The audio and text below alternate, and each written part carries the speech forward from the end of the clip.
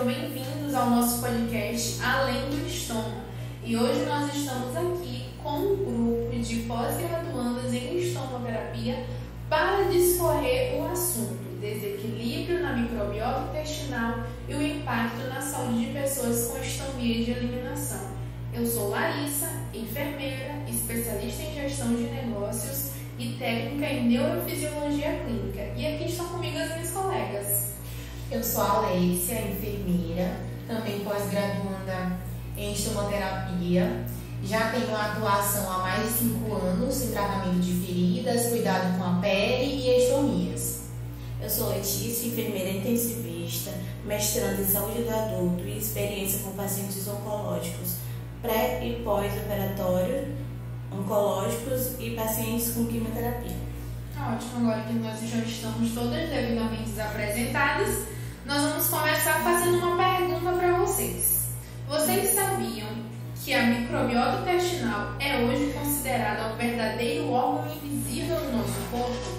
Isso dá-se porque ela pesa cerca de 1 a 2 quilos e possui cerca de 100 trilhões de micro-organismos. A nossa microbiota, ela contribui para o desenvolvimento neurológico por meio da chamada eixo intestino-cérebro. Ela influencia tanto no nosso humor quanto na nossa cognição e também no nosso comportamento. E já aproveitando que a gente está falando sobre microbiota intestinal, eu acho interessante a gente adentrar um pouquinho mais no assunto e falar também sobre a desbiose e o desequilíbrio. Sim. A gente sabe que o nosso corpo ele possui um ecossistema chamado microbiota intestinal. E quando acontece esse desequilíbrio na nossa microbiota intestinal, é o que a gente caracteriza de desbiose. Quando esse desequilíbrio acontece, afeta as nossas funções digestivas, imunológicas, neurológicas. E o que o paciente vai sentir quando acontece isso? Gases, diarreia, inchaço, prisão de ventre, náuseas, dores abdominais, entre outros.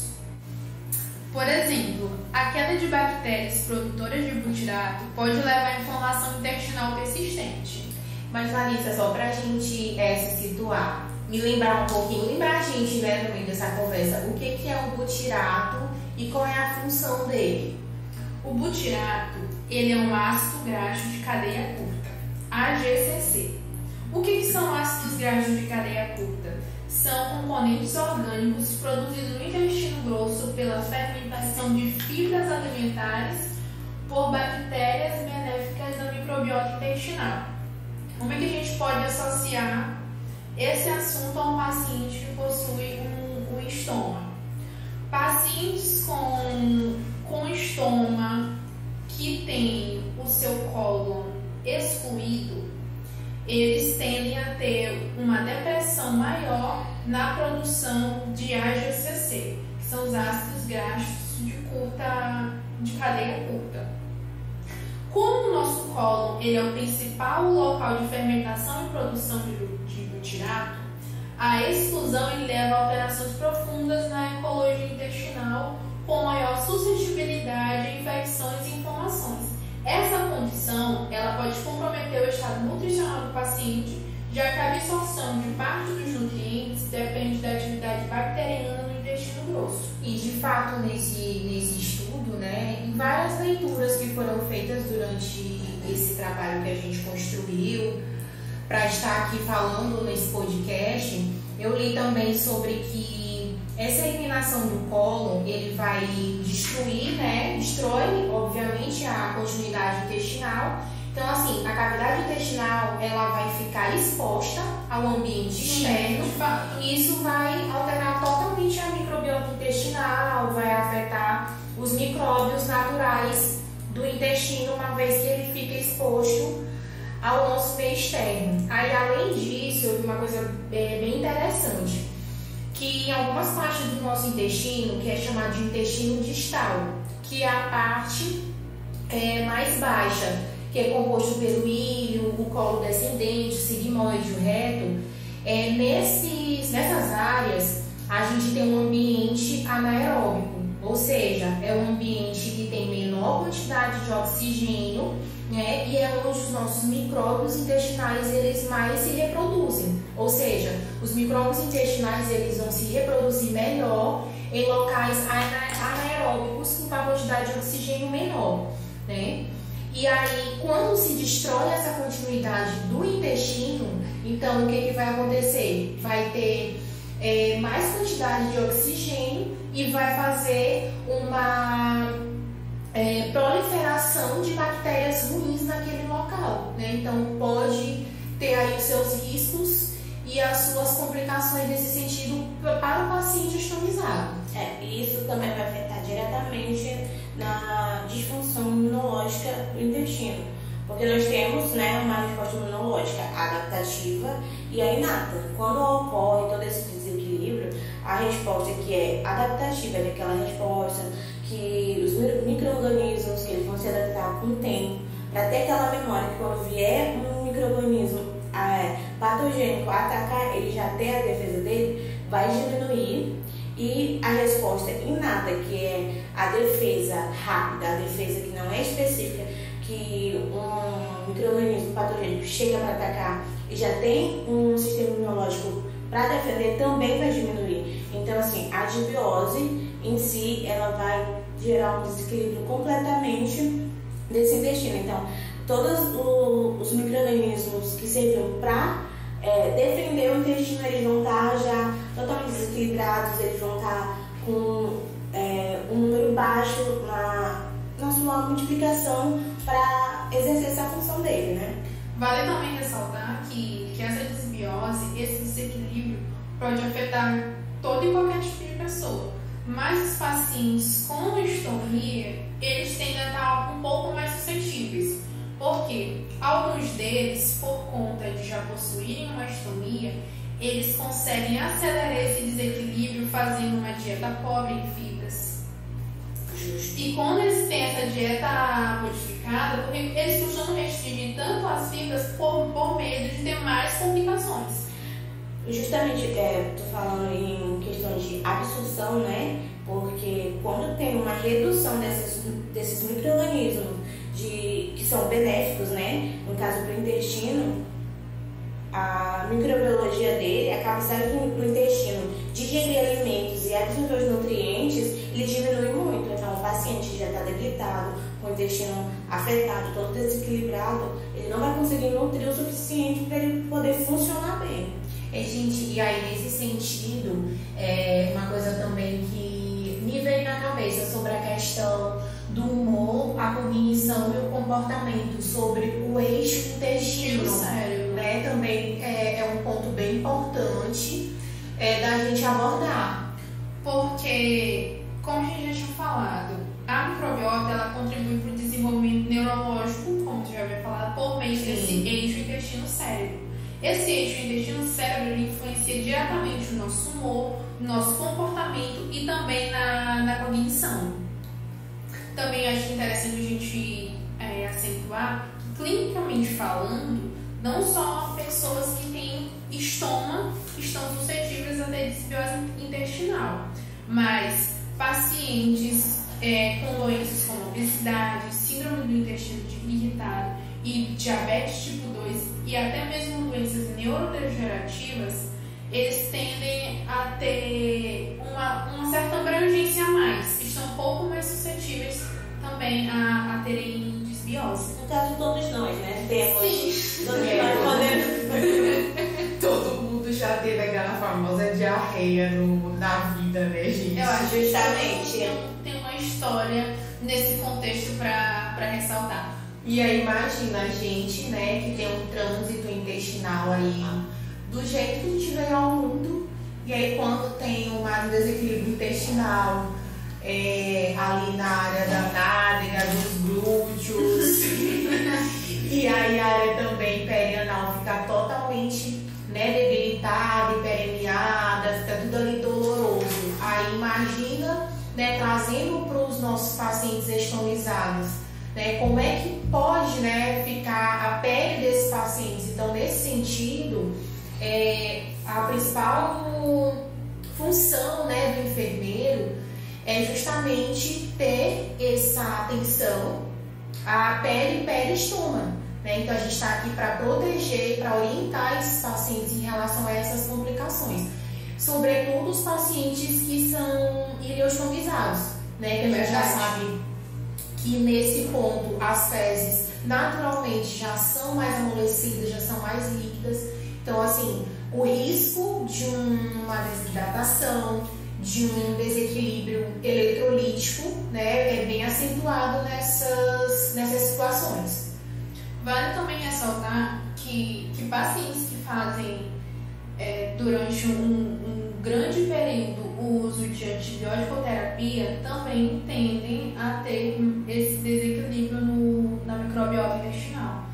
Não só quem faz o uso prolongado de antibióticos, mas todo mundo que tem uma dieta rica em gorduras, açúcares, essa dieta que a gente chama, entre aspas, de dieta, que não é dieta. Uma dieta empobrecida, na verdade, né? Isso. E assim, a gente conversando sobre tudo isso, eu estava lendo sobre o câncer, né, coloretal, que também ele é um fator, a desbiose é um fator de risco para o câncer coloretal, porque para o desenvolvimento desse câncer, uma vez que o desequilíbrio microbiano, ele pode afetar os processos de inflamação.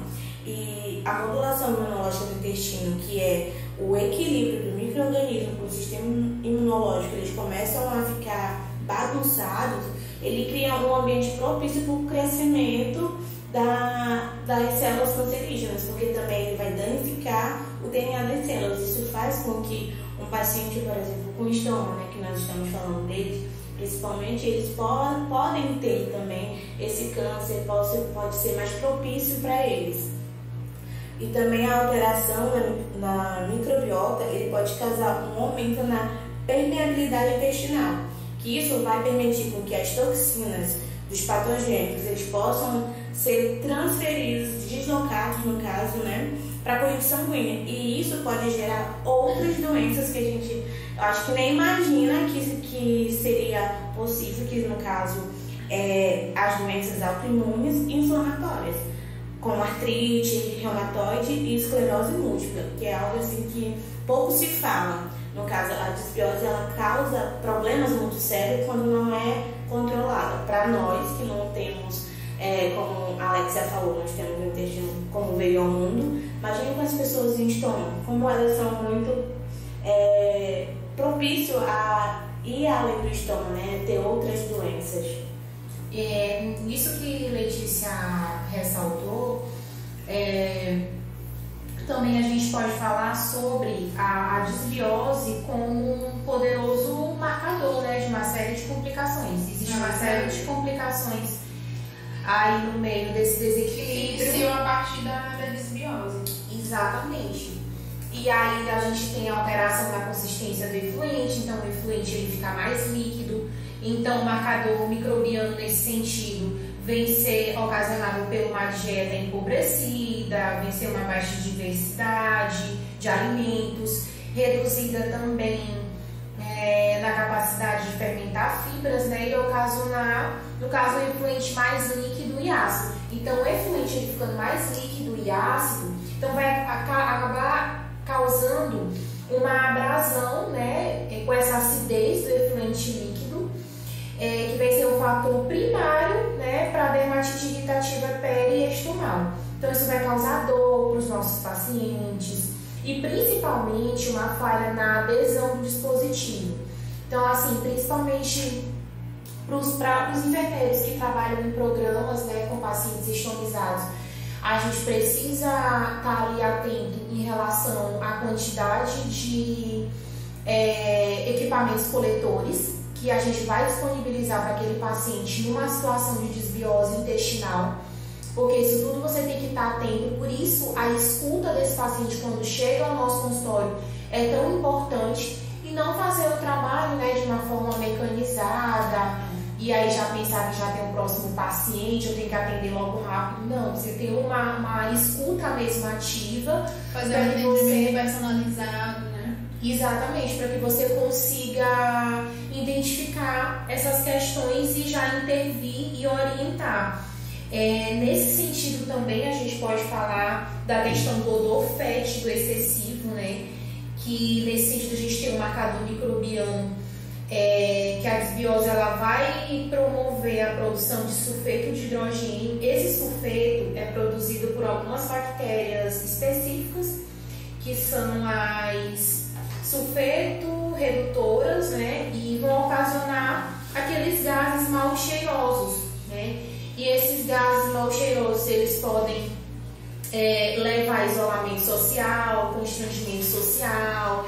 Então a pessoa já vai ficar mais afastada, já não vai querer participar de eventos familiares por conta dessas questões, e isso vai reduzir a qualidade de vida dos nossos pacientes. Além também do volume excessivo de efluente, né, que também é algo que vai acarretar intercorrências para a pele e peristoma, pode ocasionar também intercorrências a nível sistêmico, como já foi abordado, que é a questão da desidratação, desnutrição, os eletrólitos séricos, que eles podem ser alterados nesse sentido, e a gente tem que ficar muito atento em relação a questões de desidratação, porque se uma pessoa normal, né, normal que eu falo, com trânsito intestinal preservado, já tem esse risco, né? Imagina uma pessoa que já tem ali a estomia, que já é mais, né? Esse risco ele aumenta mais, né? É mais suscetível. Um olhar mais específico. Exatamente. Além de nível sistêmico, também tem a questão da translocação bacteriana, que a proliferação de bactérias ruins, elas podem migrar para a corrente sanguínea e causar infecções, né, mais graves, né? Pode ter também uma piora na recuperação pós-operatória, evoluir também até para a sepse, né? Isso. A gente acha que é um assunto muito simples, né? Porque se a gente for parar para pensar, para nós que temos o trânsito normal, é uma diarreia. Mas para um paciente que tem estomia, é o quê? É um olhar numa bolsa mais certa, é saber fazer a retirada, é colocar do dispositivo, é saber explicar como é que o paciente vai lidar com o próprio problema dele, entendeu? Porque muitas vezes eles já têm dificuldade de aceitar o que eles têm. Aí quando ocorre uma desbiose, um desequilíbrio, né, que causa justamente gases que nem eles mesmos não conseguem. Então, assim, elaborar um plano terapêutico mais personalizado para aquele indivíduo. E a gente pode fazer uma alusão e parar para pensar que isso vai além do sistema digestivo, porque mexe com um todo, mexe com o psicológico, mexe com o neurológico. Imagine se uma pessoa que tem uma estomia, ela precisa comparecer ao evento, ela tem que estar presente em algum local e ela se encontra com uma desbiose intestinal. Aí vale a pena a gente ressaltar como é que a gente consegue reverter esse quadro. A gente pode também começar com a prevenção, né? Que como vocês já falaram também, é um pouco mais simples a prevenção. Eu acho que quando o paciente faz uma estomia preventiva, temporária, eu acredito que o acompanhamento também da equipe multi como nutricionista vai valer muito, porque se eles têm uma prevenção em relação à alimentação, porque é uma forma mais eficiente de prevenir essa desbiose, que é uma adoção de uma dieta rica em alimentos naturais, fibras e pobre em alimentos ultraprocessados, né? E ricos em gorduras e açúcar. Que a gente já sabe, porém, a gente precisa ressaltar. Fazendo aquele reforço da educação de saúde. Exatamente. O mais simples, mas bem reforçado. Eu acho que começa daí, da prevenção. A prevenção, de fato, é o pontapé inicial, né? Que o juiz precisa trabalhar, porque é melhor você trabalhar com prevenção do que você ter que tratar, né? É verdade que a gente pode usar também probióticos e simbióticos. Sim. Eu fiquei sabendo que tem uma classe nova de probióticos. Mas já é no tratamento, né? Ou pode ser antes? Isso, a gente já vem falar, né, de tratamento, né? Que são terapias mais personalizadas, como Larissa falou anteriormente. Ou seja, quanto mais individualizado for o teu atendimento, que for o teu tratamento com o teu paciente estomizado, melhor vai ser e mais assertivo também você vai ser. Então, assim, hoje em dia, lendo alguns estudos, a gente acabou encontrando, né, uso de probióticos, né, de uma nova geração, na qual esses probióticos eles são utilizados de uma forma mais específica, ou seja, existem bactérias que são boas e aí são encapsuladas, né, são cápsulas que o paciente toma e elas são destinadas para cada complicação. Por exemplo, existem cepas específicas de bactérias para o caso de pacientes com muita flatulência, com gases mal cheirosos. Já existe também probióticos avançados com cepas específicas para o paciente com efluente muito líquido. Então, hoje em dia existe probióticos com cepas de bactérias que elas agem de forma específica para cada complicação que o paciente hospitalizado ele vem apresentar. Porém, tem que ser algo bem acompanhado, principalmente a questão da dosagem. Então, aí a gente volta para a questão multiprofissional, né, que a gente precisa ir conversar com um colega médico, né, já sugerir uma consulta também com um nutrólogo, também é um profissional que a gente pode ter como aliado nessa caminhada.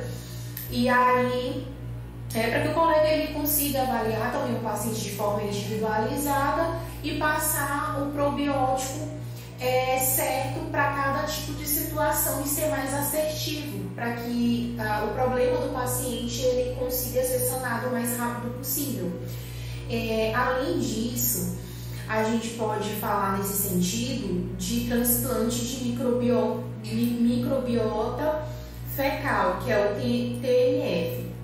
É uma terapia que eu achei até um pouco estranho no início, né? Não é tão usado porque existe muitos riscos, e aí quando a gente fala de tratamento a gente precisa pesar os riscos e os benefícios, né, antes de qualquer conduta. E aí esse transplante de microbiota ele consiste em transferir fezes de um doador saudável para um outro indivíduo portador de alguma patologia. Meu Deus, eu nunca tinha ouvido isso na minha vida. Pois é, eu também achei super estranho, né? E aí ele pode ser feito através de cápsula, pode tomar, pode ser feito através de enema. A fezes? Sim, toma. Eles fazem toda uma questão, né, de laboratório. E aí é encapsulado ali aquela bactéria contida. Vou tomar nas fezes do doador saudável. Exatamente. Então, assim, para fazer esse procedimento, precisa ser muito criterioso. Primeiro, pesar o risco e o benefício, escolher bem quem vai ser esse doador, para evitar transmissão de doenças, para evitar que transmita bactérias que vão piorar a situação intestinal do paciente. Mas já tem gente que já fez esse tratamento, tu sabe dizer? Olha, nos estudos que eu li, né, eu vi que é pouco utilizado, que essa é um procedimento que ainda está ali em fase de testes, de estudos. Eu acredito que assim, pensando na nossa realidade de Brasil, eu acredito que deve ser feito mais fora do Brasil, esse tipo de... Até chegar aqui, né, esse tratamento. Exatamente, né, porque assim, é algo bastante invasivo. É muito arriscado. Eu, assim, parando para pensar, eu não consigo imaginar umas fezes sem algo ruim para passar para outra, entendeu? E aí, no caso eu acho interessante, né, no caso dos pacientes questonizados, pode ser feito direto mesmo na anastomia. Isso, né? Pegar as fezes do doador e colocar diretamente, só que eu acho que tem todo um tratamento no laboratório antes, né? Para ser injetado através de enema direto na estomia do paciente. Aí também tem a via de cápsula, como eu falei para vocês, tem também por endoscopia, tem por colonoscopia, Então tem várias maneiras aí de fazer esse tipo de tratamento. Eu acredito que talvez a menos pior, né? Eu acho que, assim, pensando, eu acho que seria a cápsula, mas... Gente, não tinha um gosto. Eu acho que não. Mas enfim, gente, achei bem interessante. E aí, esse transplante de microbiota, ele é indicado mais para infecções graves, né? Por bactéria específica ou doenças inflamatórias refratárias, né? Então é mais nesse sentido. Achei estranho, mas é ciência, né? As coisas É um vão recurso assim avançando. mesmo de último prazo. Porque no caso eles vão estudando para ver qual é a opção melhor para o paciente, né? Mas eu ainda acho assim que uma consulta bem feita, avaliada mesmo do paciente, como a Alexia falou, ouvir ele personalizado, como a Larissa falou. E também esse trabalho múltiplo, eu acho que é muito importante pós-operatório, antes do paciente ir para casa, sair do hospital, depois que ele fez um procedimento de ileostomia, colostomia, ele for para casa, ele ir com todo esse acompanhamento.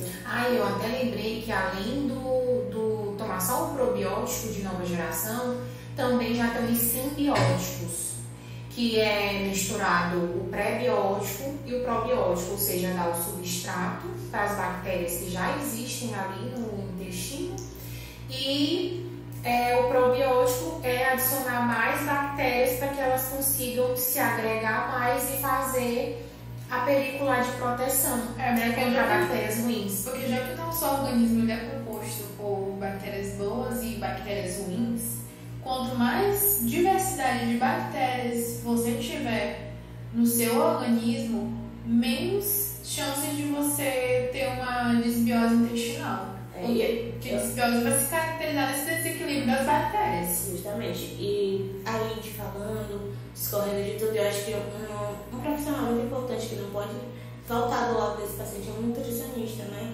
Ele está efetivamente junto com um enfermeiro que está acompanhando esse paciente, porque o tratamento da desbiose ela vem desde a prevenção, que é começa na alimentação da gente, começa no básico. É aquela coisa que o básico sempre funciona. Um básico bem feito não causa problemas posteriores, né?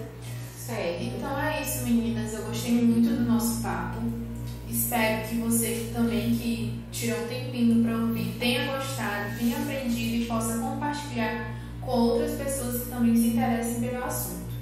E é isso. Vocês podem continuar nos seguindo, nos acompanhando e até o próximo episódio.